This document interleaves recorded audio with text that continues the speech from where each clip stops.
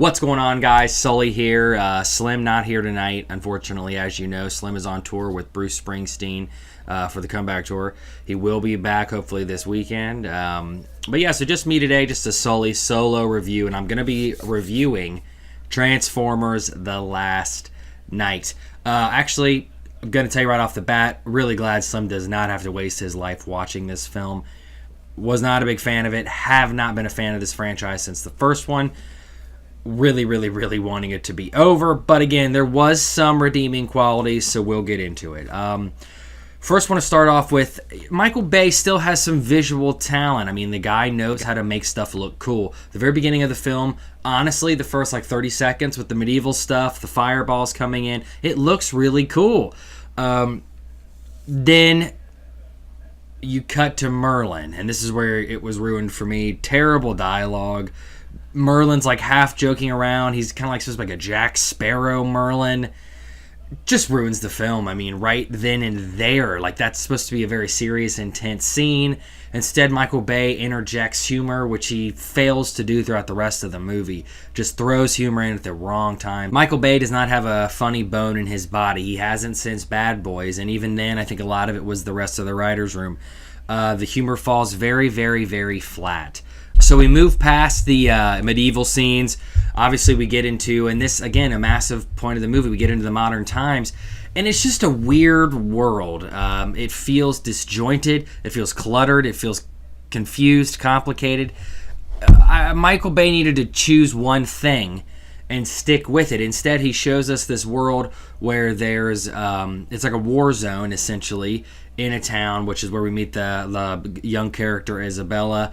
But then at the same time, his daughter is at college. There's people playing polo. This world is still together, but at the same time, he wants parts of it to feel post-apocalyptic. So there's this weird dystopian feel that doesn't vibe with this other just regular Earth feel.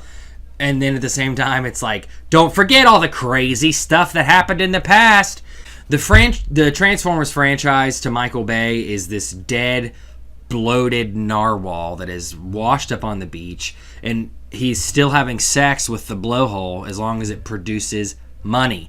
Unfortunately, it still does produce money. This movie is going to made all these movies before have made a killing overseas. This one obviously just first weekend out, but so far it's already tracking pretty decently. Let's get to the main big problem. Not just the world stuff that I mentioned earlier. That can happen in other films too, but you can still redeem it in good story and good character development. You can make it satisfying still.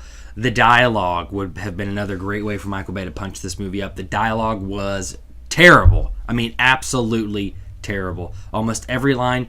There was some decent, honestly, whatever. Let's continue on the dialogue. Just bad. At one point in the film, she says something along the lines of, "Oh, well, I was a college professor until I got into the submarine."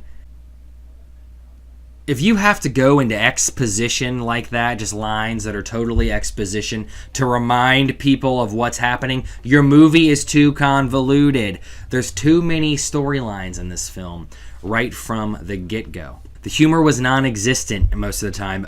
Michael Bay tried to interject humor. There was none to be had. You would have been better off shitting in a paper bag and huffing on your own excrement. Maybe the high from it would have made the film more enjoyable. But I can't even promise you that. This movie stunk probably worse than that bag would have. Michael Bay is just trying to make this film into too many different things. It's like an action-adventure / sci-fi / coming-of-age story, but they forget that it's that half of the way through / romantic a little bit.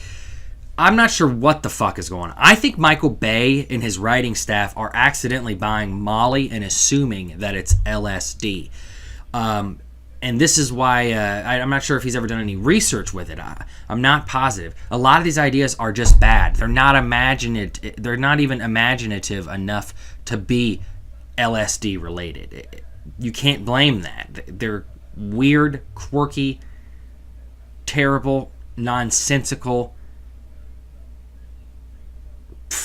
God, just bad. You can also tell that Michael Bay tries to Squeaks, I think is what they called it. It's a little blue robot. It's basically like an inbred Wally. You could tell Michael Bay's trying to probably make some kind of marketing off of Squeaks. He wants it to be like their baby Groot. It was just weird. Acting in the film, Wahlberg mailed it in. This is his last Transformers film. You could tell the guy wants the global paycheck, and that's all he cares about. The little girl who played Isabella, her name is Isabella in real life. To be honest, I cannot remember her last name right now. I think it's Mona or something like that. Was honestly one of the more redeeming qualities of the film. Now, she didn't have great stuff to work with because the dialogue was so bad, but she did pull through on some other parts, and she was charming in a certain sense. She just didn't have much to work with, and you could tell that she's supposed to be like this spunky little fighter, almost like this world's Ellen Ripley, and I got some of that vibe from her. So it wasn't a total crap fest on the actors. I thought the little girl did a great job. Another Jared Carmichael, young comedian, was also in the film. He was like a helper to Mark Wahlberg's character.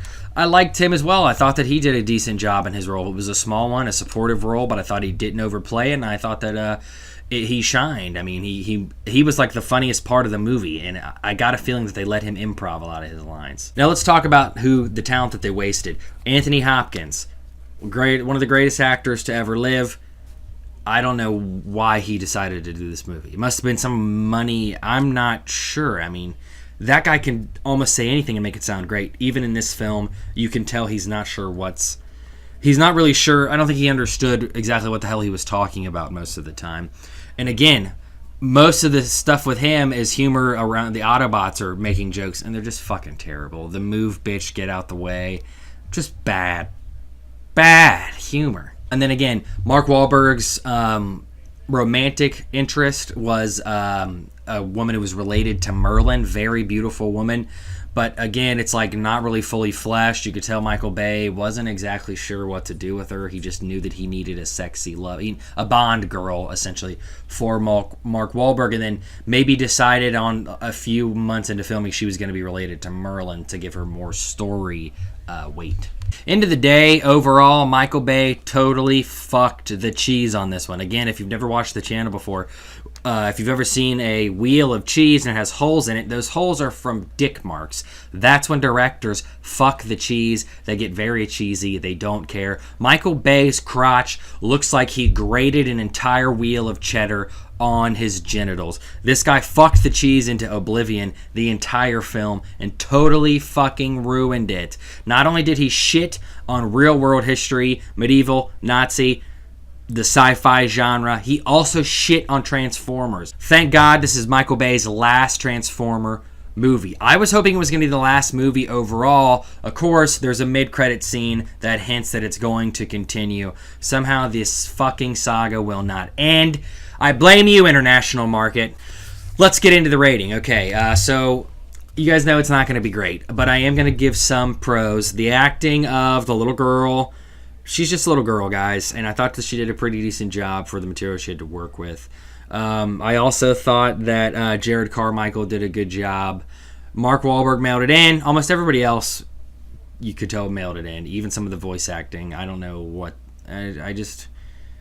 this whole movie felt unnecessary. Sorry, I mean, I started with the pros and I'm getting into the cons because there wasn't a lot of pros, guys. The visuals, some of them were pretty cool. Michael Bay knows how to do some of that stuff. The slow-mo, the explosions, the action, he can execute it well. It's everything else that he has forgotten how to do.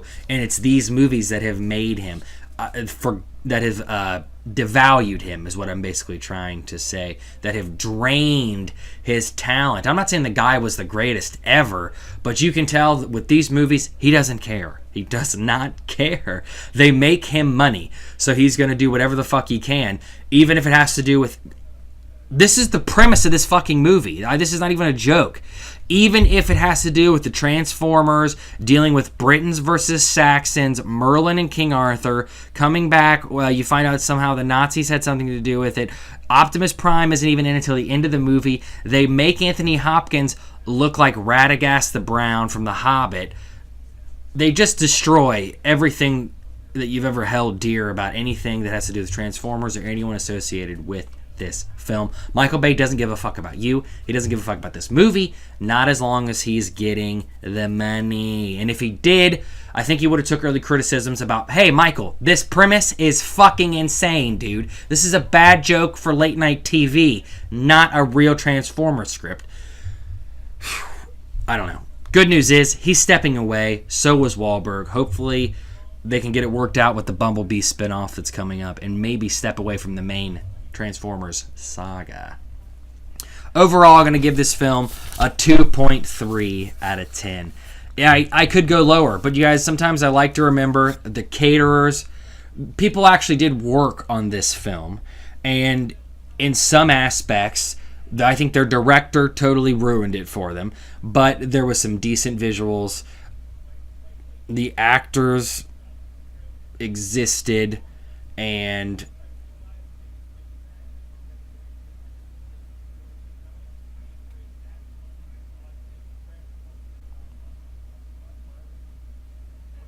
there was a lot of explosions. That's good.